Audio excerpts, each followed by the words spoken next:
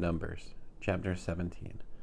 Adonai said to Moshe, "Tell Eleazar, the son of Aharon the Kohen, to remove the fire pans from the fire, and scatter the smoldering coals at a distance, because they have become holy. Also the fire pans of these men whose sin cost them their lives have become holy, because they were offered before Adonai. Therefore have them hammered into plates to cover the altar. This will be a sign for the people of Israel." Eleazar the Kohen took the brass fire pans which the men who had been burned to death had offered, and they hammered them into a covering for the altar, to remind the people of Israel that an ordinary person, not descended from Aharon, is not to approach and burn incense before Adonai, if he wants to avoid the fate of Korach and his group, as Adonai had said to him through Moshe. But the very next day the whole community of the people of Israel complained against Moshe and Aharon. "You have killed Adonai's people." However, as the community was assembling against Moshe and Aharon, they looked in the direction of the tent of meeting, and saw the cloud cover it and the glory of Adonai appear. Moshe and Aharon came to the front of the tent of meeting. Adonai said to Moshe, "Get away from this assembly, and I will destroy them at once." But they fell on their faces. Moshe said to Aharon, "Take your fire pan, put fire from the altar in it, lay incense on it, and hurry with it to the assembly to make atonement for them, because anger has gone out from Adonai, and the plague has already begun." Aharon took it, as Moshe had said, and ran into the middle of the assembly.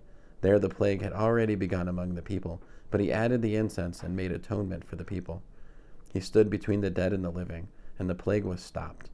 Those dying from the plague numbered 14,700, besides those who died in the Korach incident. Aharon returned to Moshe at the entrance to the tent of meeting, and the plague was stopped. Adonai said to Moshe, "Speak to the people of Israel and take from them staffs, one for each ancestral tribe, from each leader of a tribe, 12 staffs. Write each man's name on his staff, and write Aharon's name on the staff of Levi, for each tribe's leader is to have one staff. Put them in the tent of meeting in front of the testimony, where I meet with you. The staff of the man I am going to choose will sprout buds. In this way I will put a stop to the complaints the people of Israel keep making against you." Moshe spoke to the people of Israel, and all their leaders gave him staffs, one for each leader, according to their ancestral tribes, 12 staffs. Aharon's staff was among their staffs. Moshe put the staffs before Adonai in the tent of the testimony. The next day Moshe went into the tent of the testimony, and there he saw that Aharon's staff for the house of Levi had budded. It had sprouted not only buds, but flowers and ripe almonds as well. Moshe brought out all the staffs from before Adonai to all the people of Israel, and they looked, and each man took back his staff. Adonai said to Moshe, "Return Aharon's staff to its place in front of the testimony.